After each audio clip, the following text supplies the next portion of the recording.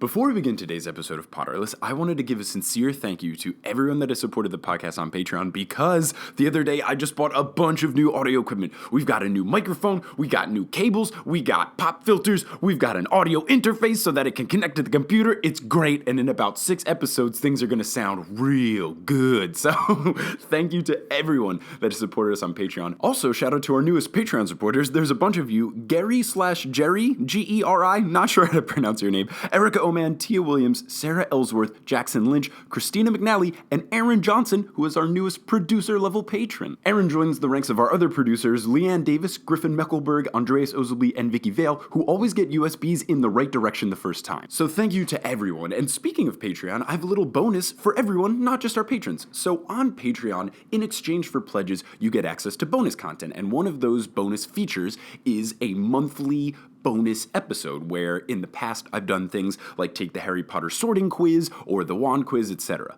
Julia and I, from the last episode, took the Patronus quiz live, and what I've decided to do is put that little 5-minute bonus segment on Patreon for free, so anybody can go listen to it. You don't have to be a patron.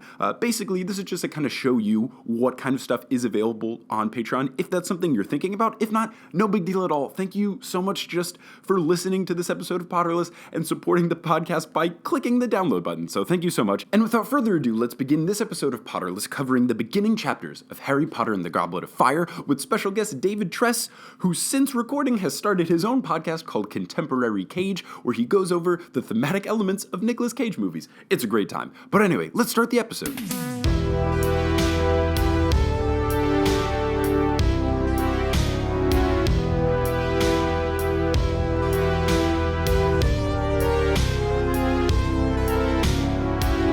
All right, welcome back, everyone, to another episode of Potterless, the journey of a 24-year-old man reading the Harry Potter novels for the first time. My name is Mike Schubert, and I am joined today by a lovely human you may know from Vine, or I guess now that by the time this is out, Vine may be long dead, other parts on the internet, David Tress. David, how is it going? It's going great, Shubes. Man, I'm excited to be on. I'm a big fan of the podcast. Thank you. I think you're doing a great service revisiting this series. Yeah, no, it's been like super fun to like take a walk down memory lane and sort of explore like my memory with my like rose tinted glasses versus like, oh yeah, I probably would feel like I would have some criticisms and some difficulties getting through this series again. That's basically it. The whole point of the podcast is to remove the circular Harry Potter shaped rose tinted glasses from everyone's faces. Yes. But yeah, so this is a new book. We're starting the 4th book in the series, Harry Potter and the Goblet of Fire, which is it's one that I feel people have mixed emotions about. Definitely. I feel like some people say they really like it, some people say they don't.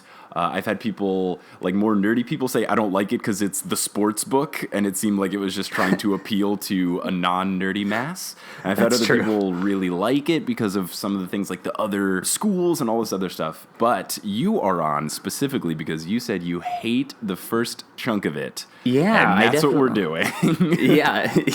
You asked me like what my favorite book was, and I told you Prisoner of Azkaban, and then I also mentioned I really, really hate the Goblet of Fire, and you're like, let's do that one. Yeah, so we haven't had an episode where anyone has actively hated a section of the book, so I'm really excited. And what I've said, and I said this to you before we started recording, is like, it's not that these first like 150 pages were really bad. It's just that they were largely unnecessary. Totally. Like, I feel like they could have all been summarized in like 30 pages. Yeah, my theory about this is I think this is the point where the Harry Potter series was just hitting like critical mass of how popular it was. Mm-hmm. No book had ever been this popular, like outside of the Bible. Like Harry Potter was such a popular series, and I think what happens when a series gets that popular is writers who like to write can kind of stop listening to their editors as much, which is why you have a 700-page children's book that just explores all of this world building and lore stuff that like it is fun, and if you're into that stuff, it's great. And J.K. Rowling loves to write. She really likes to write, and I don't think that for the type of book that she's trying to do, and like in this book specifically, you get a much larger sense of wizarding culture throughout the world of Harry Potter, which is cool. But as a kid, I just remember like it dragging on in the first like a few hundred pages of this book, and like not really diving into anything of consequence. None of the stuff that like really resonated with me for the first 3 books. Yeah, exactly. Because what I've done for almost all of these episodes of the podcast is I've read 150 pages of the book and then talked about it. In some cases, it takes a long time, and other times it doesn't. And this, like, I've read 150 pages, and the basic bullet points, if you had to like summarize it, the Dursleys still suck. Voldemort is back. They went to the Quidditch World Cup. They're going back to school. That's it. Like, you can summarize 150 pages of this book in 4 sentences, and it's terrifying. Like, nothing happens. Yeah. It's so silly. It really is. And the Dursley stuff in this book, like we'll get into it when we start like going over, but it feels like very perfunctory. Ooh, fun word. Yeah, they're bad, and then they kind of get their moment of comeuppance, and then like they're done with for the entire book. Like, we don't have to think about them anymore. They just shouldn't be in the series anymore. We get it. They're bad. They're awful. That was my least favorite part. But let's get into it. Chapter 1, The Riddle House, which initially, when I was first reading this, I was so excited. I was like, oh my God, a book that finally doesn't start with Harry at the Dursleys. Like, this is amazing. And then chapter 2 is at the Dursleys. Yeah. So all of my optimism wiped away. Yeah, I really like the introductory chapter. I think it like establishes like a cool vibe, and also sort of takes the perspective of Muggles and their weird, like, unknown insight into the wizarding world. It's like, you can assume reading through this, if it's your first time through the series, you're like, oh, the murder of the Riddles probably has some significance in the wizarding world. Yes, there's a lot of creepy half foreshadowing. Not necessarily foreshadowing, just like starting to tell you about stuff and then not giving you the full story. Right. And then it's like, well, I'm assuming she'll wrap it up later because she didn't tell me what happened. It's one of the few times in the series, I think, where you kind of get to look through the lens of like ignorance that the Muggles exist in into the wizarding world, and you're like, oh, we're trying to make sense of this. And there's some cool stuff where Frank is getting exposed to some wizarding terminology, and it just like recognizes it as complete garbage. Oh, I must be like mishearing something. And he's like, what are these words? So let's get it cracking. You learn that 50 years ago, a maid found all 3 of the Riddles just dead in their house. Yeah. But it's okay, though, because no one liked them, apparently. Yeah, not a popular family. They had rich and snooty parents. They described the parents as being, like, really awful, and then they're like, the only person that could have been worse than the parents was Tom Riddle. Yeah. So it's like, let me just describe these horrible people. Oh, by the way, their son, way worse. Right. Yeah. So a man named Frank Bryce was arrested afterwards. He turns out that he's the gardener, and the cook thinks that he did it because the gardener has a spare key to a back room, and there was no sign of a break-in. Thus, he had to have done it. Sure, yeah, guilty. Frank kept saying that it wasn't him, but on the night of the death, he said he saw a teenage boy with pale skin and dark hair. My thought is that that's somehow Voldemort, but I don't know. I have no idea, because I don't know how the Riddles died, because they just stopped telling you about it, but we'll figure it out. Right. Later, I'm assuming. The police report showed no physical harm done to the Riddles, but they all had a look of terror frozen on their faces, so clearly they were murdered via magic. Yeah, which is like such a crazy thing. I guess they get to this because the man they arrest, they have to let him off because there's like, oh, they're fine outside of being dead, right? There's like a line of that later. Everything's okay, except they're dead. Yeah. The moments where the Muggle world and the wizarding world intersect in these books are always super fun. Yes. Like, as if cops could do that. They're like, oh, these are dead bodies, but, you know, they seem healthy, and just like shrug and let this guy go. As if that's a thing that could happen. Yeah, so yes, exactly. They let him go, and he stays in the building continuing to do gardening work, even though his masters are dead and no one's paying him. Weird He's choice. just still gardening.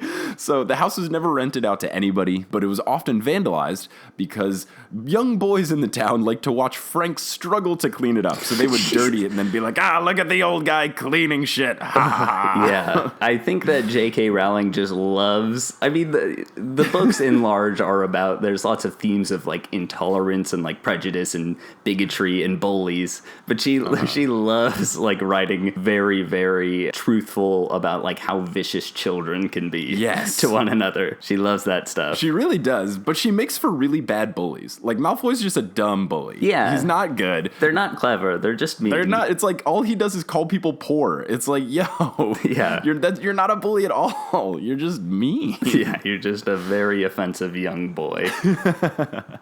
So one night there is a break-in, and there are, quote, wild lights, so more magic. Frank goes around to the back, and he sees a room that is set on fire. I think it's set on fire? There's some sort, or maybe it has a fire. I don't know. I think that they must have misread this. The guys had lit a fire in the fireplace. Okay. So, okay. Completely different. My note just had, he goes to the back and sees a room on fire. So there's a timid voice talking to Voldemort, and there's a quote that says, move... of course, I should realize this, because the quote is, move me closer to the fire, Wormtail. Right. Yes. Which my note that I'd written down was, with 7 H's, because clearly this is Peter Pettigrew bringing Voldemort back to life. Right. So he asks for Nagini. He says, I have to milk her later for sustenance. So my first thought is like, is Nagini a cat or a goat or a cow? Or some sort of milkable animal. Nope. Turns out to be a snake. Yeah, which is crazy. At first I was like, I don't think that's how reptiles work. But then I looked it up, and I guess milking in the reptilian world means extracting their venom. Yeah, that's what I figured. So that makes it a little cooler than thinking about like a snake with like actual milk. Like, I don't know. I think that's actually pretty cooler. A milkable snake. Yeah, that's true. Just a snake with a bunch of nipples. The most horrible creature in the world. Terrifying. So Voldemort mentions that the plan must be implemented after the World Cup is over, which makes me very sad, because now I learned that there's a Quidditch World Cup, which terrifies me, because as anyone listening to this podcast knows, I hate Quidditch with all of my heart. It's a bad sport. It's a very bad sport. It's so dumb. When you were letting people know on Twitter that I was going to be on the show, I said, I don't like real sports, and I like reading about fake sports even less.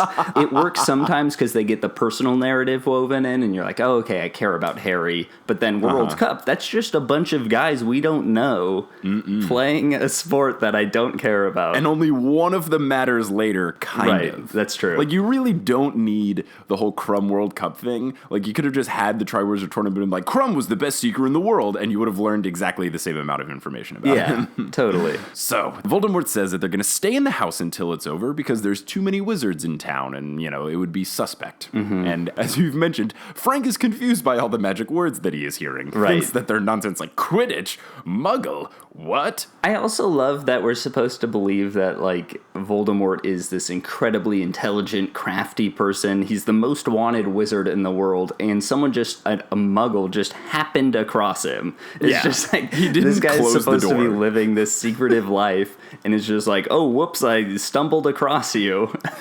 Just eavesdrops in on him for minutes before, it's so crazy. Ridiculous. Yeah. Then Pettigrew says, we don't have to use Harry Potter. Another wizard would be quicker and easier. So again, very ominous about needing it. Right. So it makes me think that there's some sort of like weird kill Harry Potter and take over his body, or they need some sort of like body to bring Voldemort back to life. These are my wild theories that I know nothing about. But I'm assuming they need someone's body to make this happen or something.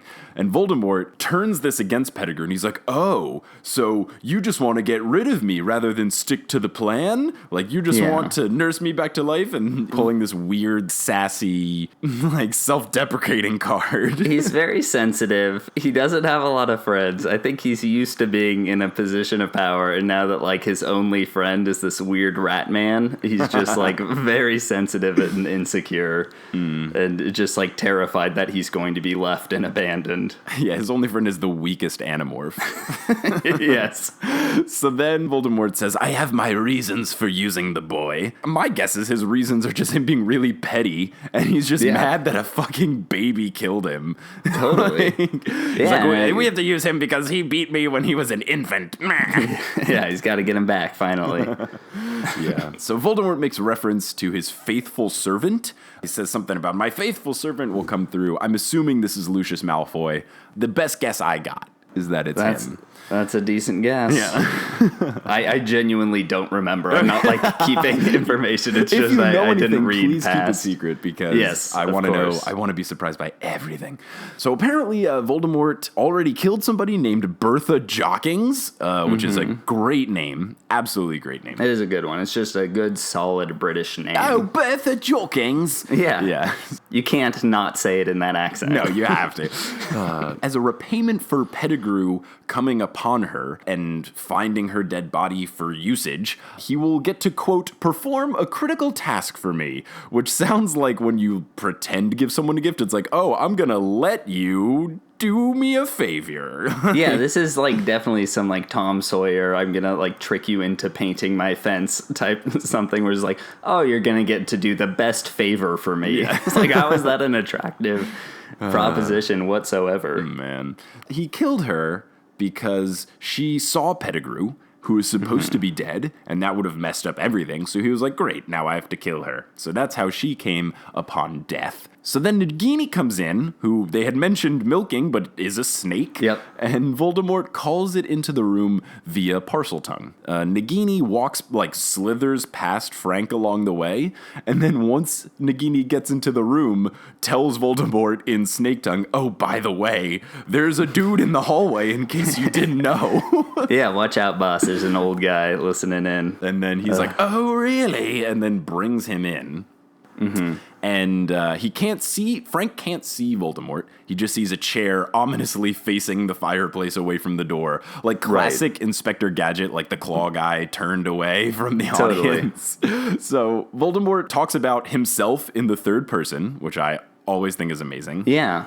No, it's he's got a big ego. He's like an artist. He's like a Prince or a Cher or a Madonna. He's got the single name and just a huge ego. Yes, exactly. So then Frank tries to like stand up to Voldemort and tries to be like sassy and be like, blah, blah, blah, blah. And Voldemort's he's a tough old vet. He's standing up to the guy.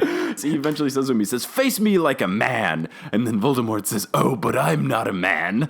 I'll face you. And then he has Pettigrew slowly, ominously turn the chair around. I love imagining this chair as just like the biggest, like creakiest armchair that he slowly had to first turn towards the fire and then away from it to face Frank. Yeah. And it just like squeaking slowly the entire time while he swivels it around. I'm really imagining it's not like a one motion of just turning it. It's like you have to like move it once and then move to the other corner and then push it more. Like it takes 3 pushes to turn it around.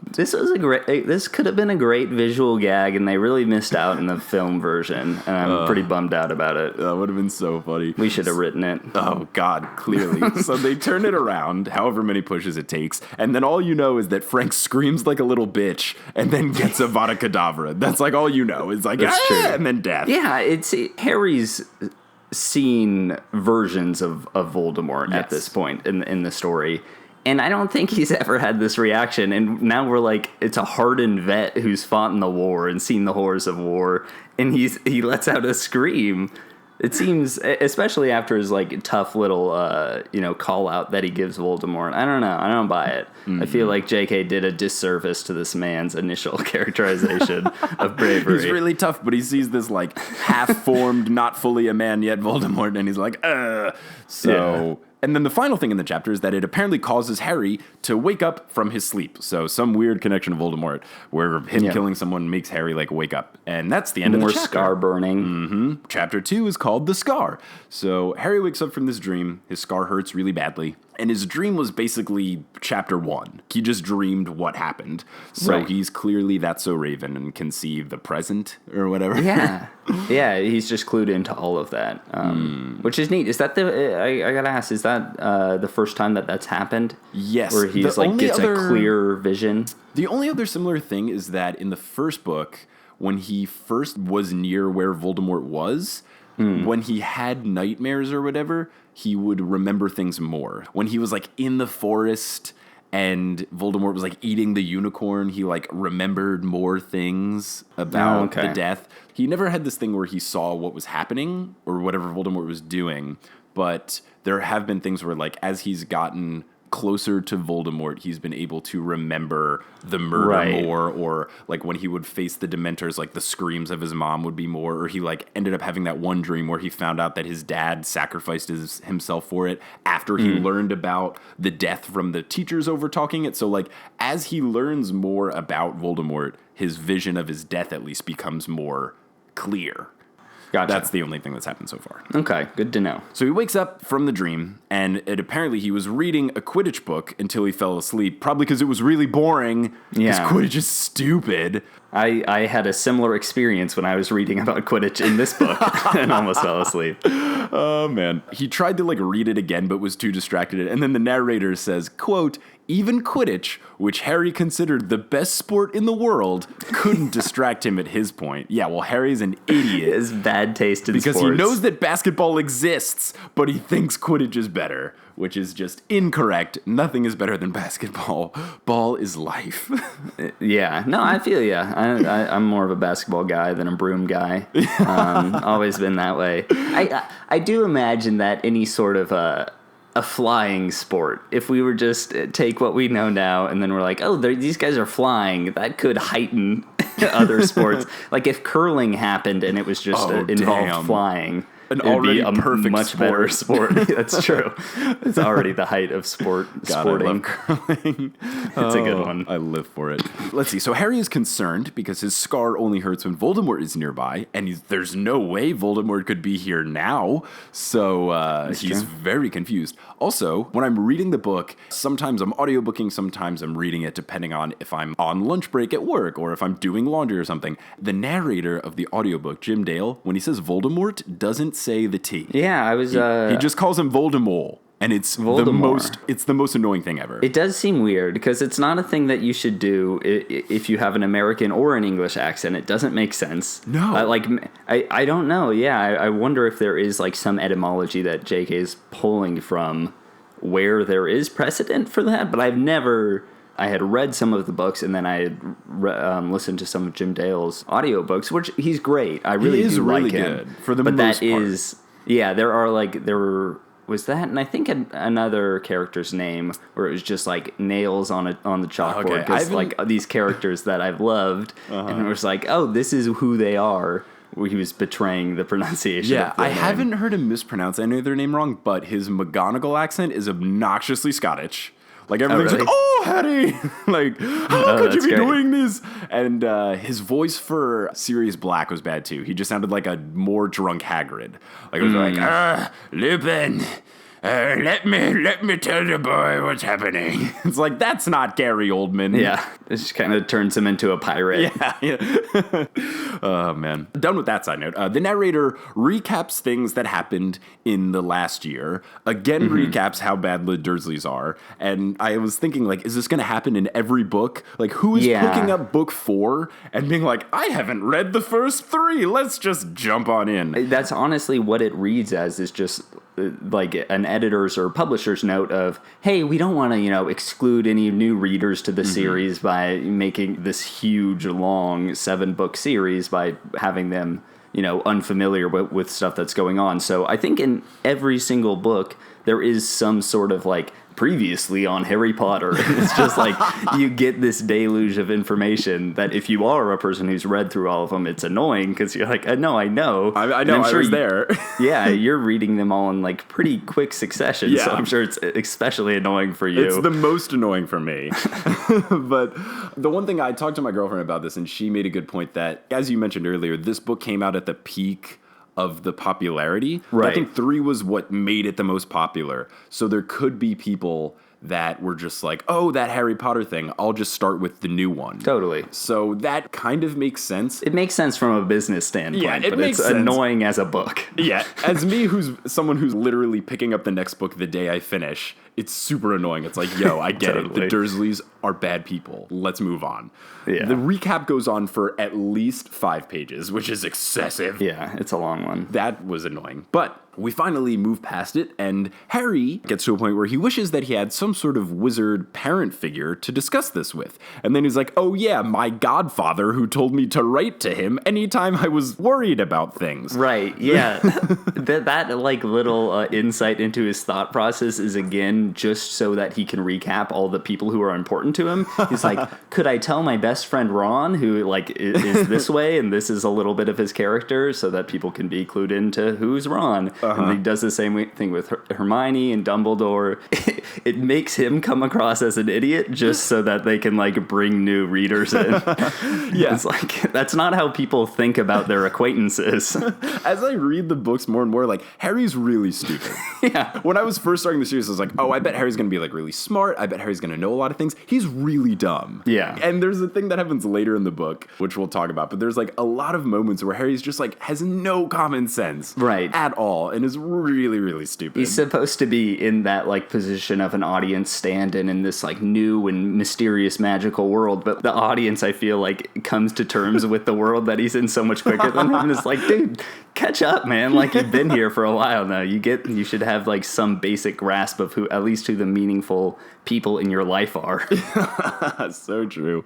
Harry decides to write to Sirius Black. Mm-hmm. And after he decides to write to him, they recap the entire 3rd book because they're like, oh, Sirius Black, in case you didn't know. And then there's more recap, which is ridiculous. So Sirius had sent Harry 2 letters thus far in the summer via Exotic Bird, which gives you some sort of hint that he's in a cool tribal location. I'm really just imagining him in a Hawaiian t-shirt on the beach, drinking things out of coconuts. Oh, totally.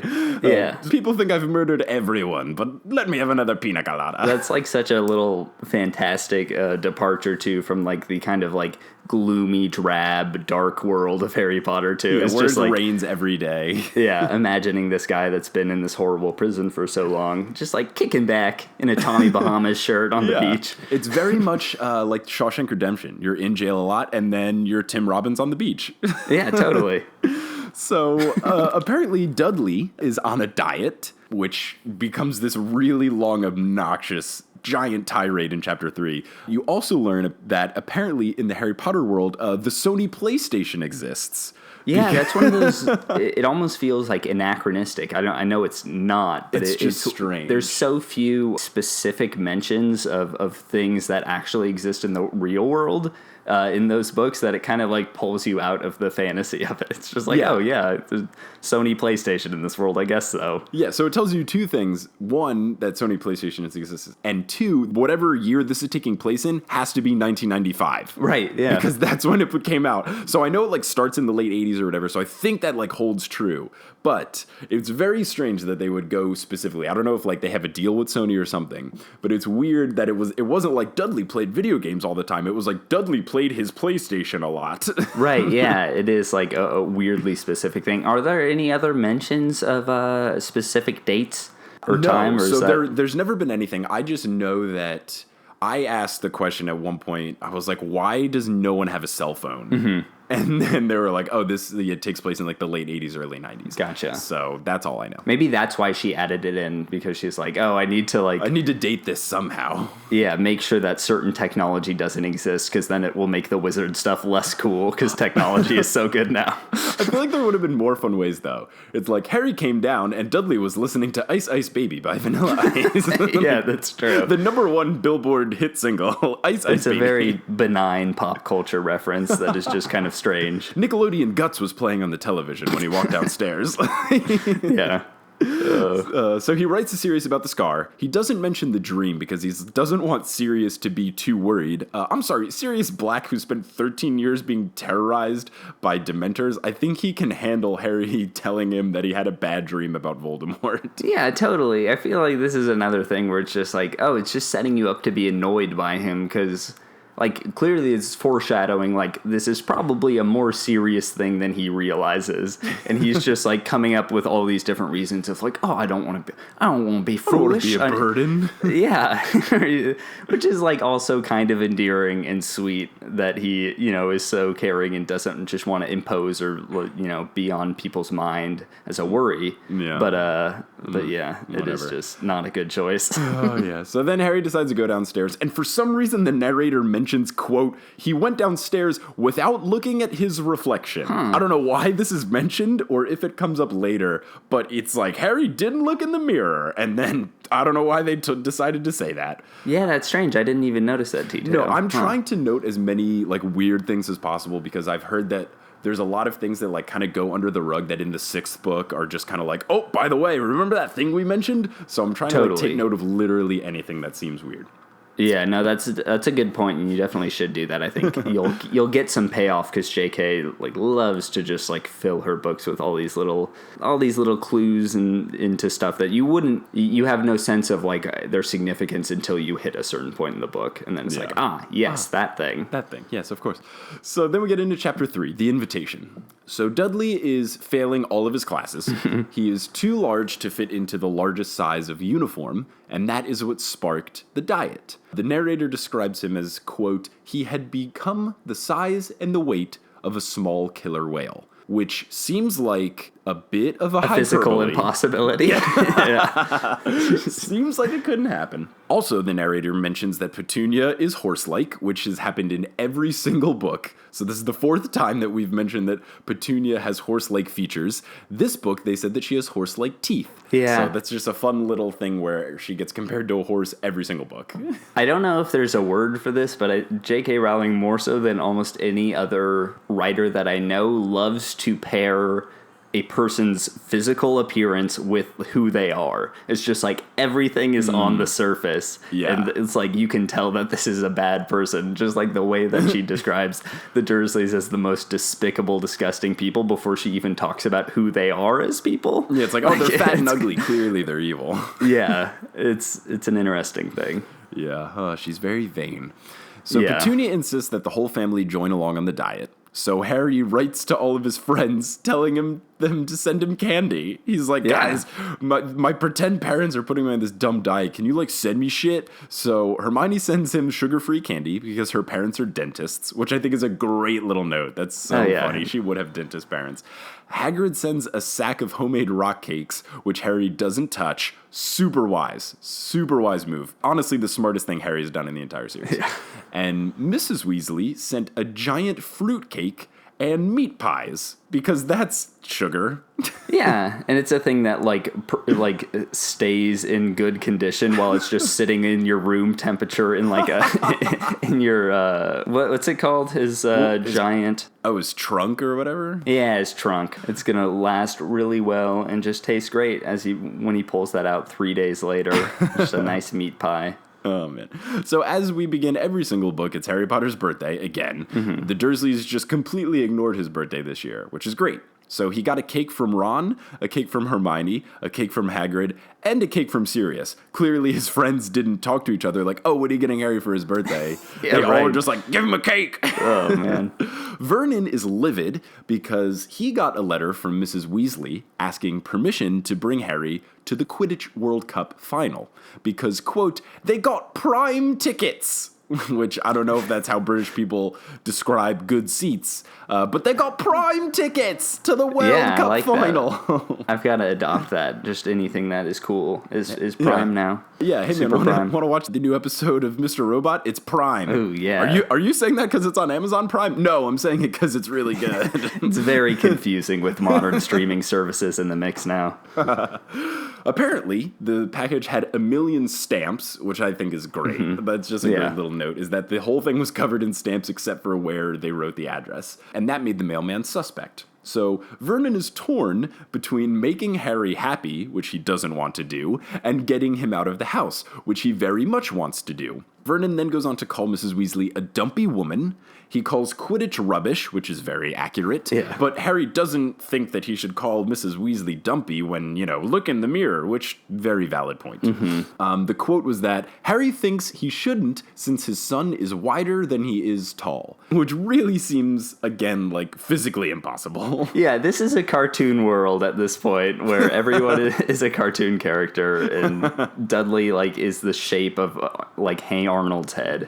He's just like a football man. So good. Harry basically blackmails Vernon into saying that if he's not allowed to go, he's going to tell Sirius about it. Right. So then Vernon goes on to say, quote, "You can go to this rubbish, this stupid, this World Cup thing," which I think is the best description of Quidditch that has happened in the entire series. Hey, Uncle Vernon's finally making some sense. Yeah, some Vernon stock is rising. Harry goes on to say that he's going to stay at the Weasleys for the rest of the summer. He gets a letter from Ron from the little owl, who's named Pig, which is an amazing name. Mm-hmm. And Ron mentions that the final is Ireland versus Bulgaria, which seems like two strange countries to be good at Quidditch, but who knows? Yeah, who knows what their wizarding world is like. Exactly. They must have very athletic wizards in both Bulgaria and Ireland. Yeah, so you then learn that Percy has a job at the Ministry of Magic, specifically the Ministry of International Cooperation, and Harry is very happy to be with the Weasleys, and that's the end of Chapter 3. Mm-hmm. We go to Chapter 4, back to the Burrow. The Weasleys show up in the Dursleys' house via flu powder. Yeah. But there's a problem because the fireplace has been boarded up, so they're just trapped all inside the fireplace. So eventually they break out. My note for this chapter is that it's widely useless, except for at the very end, when Harry says goodbye to the Dursleys, Mr. Dursley does not say goodbye back. And then Mr. Weasley's like, what the hell? You're not going to see your nephew until the summer. Surely you'll say goodbye to him. So begrudgingly, Vernon says goodbye. The only other thing that really happened during this chapter was the struggle of the flu powder thing and getting out of the fireplace. Yeah, this is largely just people feeling good about themselves. It's the Dursleys get their living room wrecked. Yeah. Dudley eats a piece of candy that grows his tongue. His tongue. Yes, exactly. So yeah, which is a pretty horrific sounding moment. And Dudley's kind of getting it rough. I know he's a bad dude, but he's been turned into a pig. Yeah, he's got a big tongue. So yeah, that's the only other thing of value that happens in this chapter is that Fred, quote unquote, accidentally drops a candy out of his pocket and then picks them all up except for one. Dudley then eats it, and it makes his tongue a foot long and purple. So Vernon then starts throwing shit at the Weasleys, so they flew powder out of there, and then Mr. Weasley stays behind to deal with it. And then we get into Chapter 5, Weasley's Wizard Wheezes, which is a fun little tongue twister. Yeah. So Fred confirms that the candy that they left was on purpose, and the twins invented them. And they find out that the tongue got to 4 feet long before Mr. Dursley got to shrink it, and they were very happy about this. Oh, yeah. It's a matter of celebration at that point. Yeah, so you start meeting all of the other Weasleys. Bill and Charlie are home, which is cool. Bill, who, if anyone doesn't know, is the Weasley in the Gringotts ride at the Harry Potter world. Oh, because really? He's the I didn't know that. So he's the only person that they could get the rights to. The only actor that they would get the voicing and acting rights for. So they got Bill Weasley. And the thing is oh, hey, I work at Gringotts, remember? Gotta save Gringotts. I'm Bill. And it was super lame. Yeah. It's the first time that we meet Bill and Charlie, I think, in the series. It's the first time you meet them in person. You've heard about them before, but this is the first time. You also learn that apparently Bill is really cool, has long hair and an earring. Yeah, it seems like just the most adult, out of touch description of a cool person ever. It's he's wearing rockers clothes and has dragon skin boots and wears an earring. It's just okay, this guy sounds terrible. He's sounds like the lamest fedora wearing neck beard ever. But J.K. Rowling's he was really cool. And that was exactly the quote. It's quote, Bill was ... There was no other word for it ... Cool. That is exactly how he is described. And then she goes on to describe a pickup artist. Goes on to describe the least cool person in the world. Yeah, where Charlie's a boss. Sounds very cool. Yeah. He's got dragon scars. Yeah, he was captain of the Quidditch team. He does stuff with dragons in, where does he live? In Romania? In Romania, Charlie seems cool as shit. And they're just Bill was the coolest Weasley. Yeah, they just gloss over this guy who tames dragons and is this guy works in a bank. and wears like leather boots and has an earring. It's like way cooler.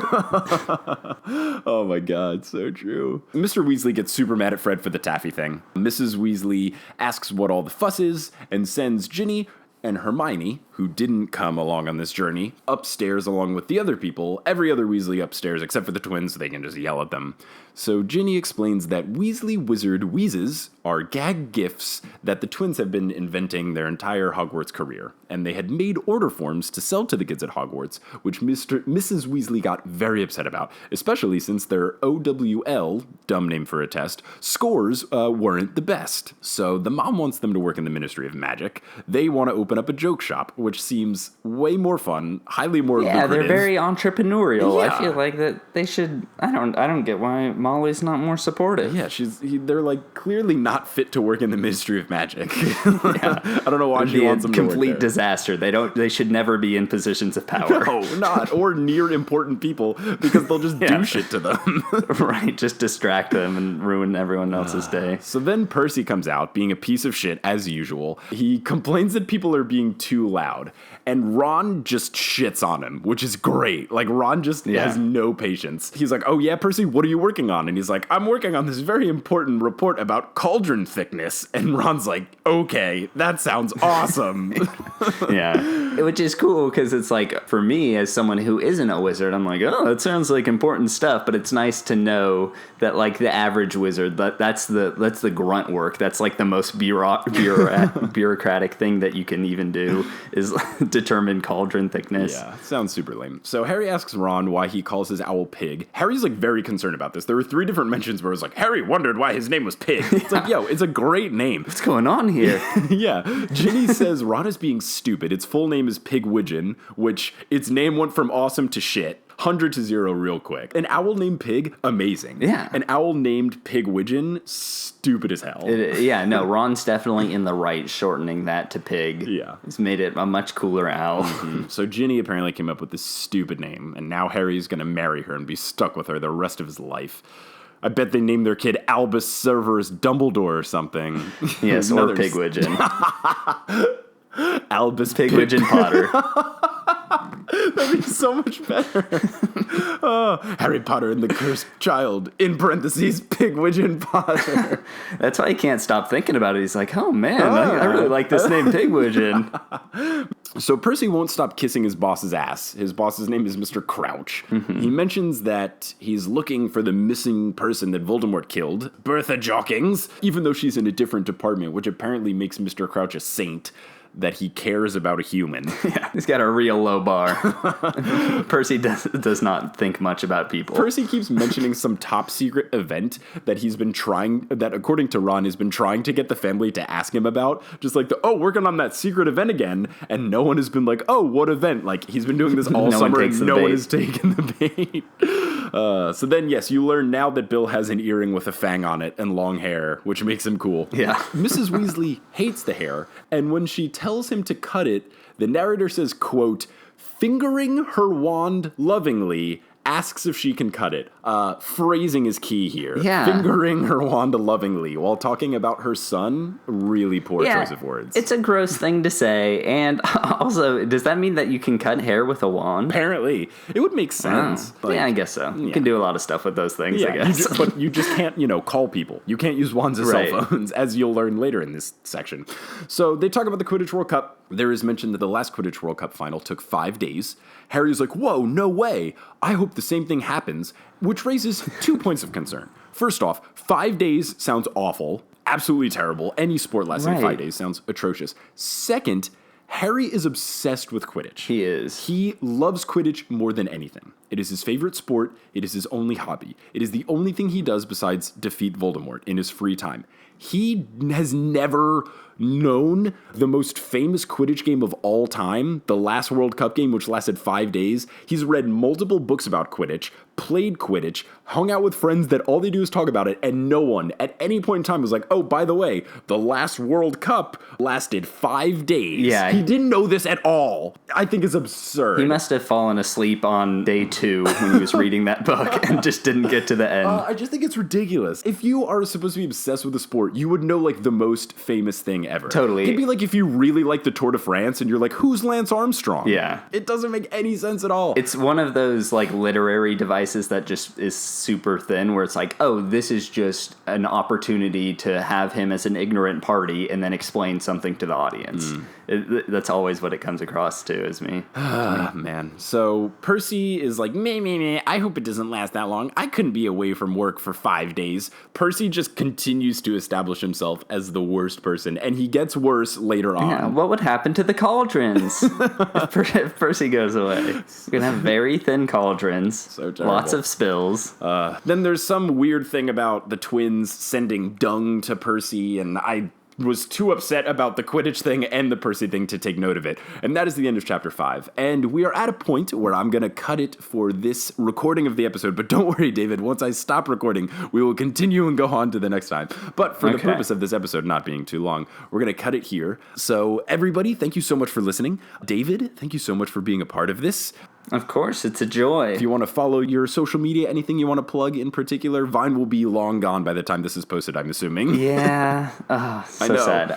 You can just follow me if you put my name into Twitter, David Tress. You can find me there. That's the best way to do it. It's Tress, like the Spanish number for 3, just pronounced like a white person. David 3. David 3. So yeah, thank you guys so much for listening. If you enjoyed the show, please rate us on iTunes. That helps a ton. You can follow us on SoundCloud, iTunes, whatever, and on Twitter at PotterlessPod. But everybody, thank you so much for listening, and David, thanks for being here. Of course, thanks for having me. No problem, and I'll talk to you in 5 seconds. Yes.